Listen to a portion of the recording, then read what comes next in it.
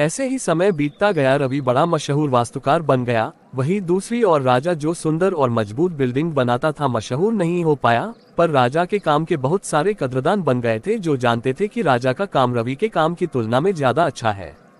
रवि जो भी बिल्डिंग बनाता, उसे हर अखबार और समाचारों में बड़े अच्छे तरह से दिखाया जाता और उसकी प्रशंसा की जाती। रवि का काम लोगों को काम पसंद आता, पर समाचार में प्रशंसा करने वाले रवि की ही तारीफ करते न थकते। वही राजा के काम को लोग पसंद करते थे।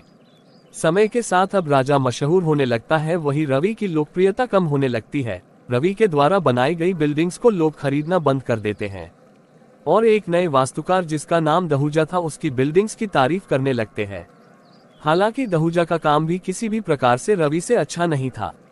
दोस्त थे, एक का नाम था राजा और दूसरे का रवि था। राजा पढ़ने में बड़ा होशियार था, वही रवि पढ़ने में औसत था। दोनों दोस्त साथ में इंजीनियरिंग की पढ़ाई करने के लिए बाहर गए। कुछ समय बाद दोनों दोस्तों ने अपना वास्तुकार आर्किटेक्ट का काम शुरू किया। राजा, जो पढ़ने में अच्छा था, बड़ी अच्छी अच्छी बिल्डिंग्स बनाने लगता है। राजा के द्वारा बनाई गई बिल्डिंग्स बड़ी ही सुंदर और सभी छोटी छोटी चीजों का अच्छे से ख्याल रखकर बनाई हुई होती थी। वहीं दूसरी तरफ रवि की बिल्डिंग्स देखने में कुछ खास नहीं होती थी और रवि की बिल्डिंग्स में छोटी छोटी बारीक चीजों का भी ख्याल रखा नहीं जाता था। दोनों की वास्तुकला में जमीन आसमान का फर्क था, पर फिर भी रवि की बिल्डिंग्स की हमेशा ही सराहना की जाती थी और राजा की वास्तुकला की कहीं भी कोई चर्चा नहीं होती थी।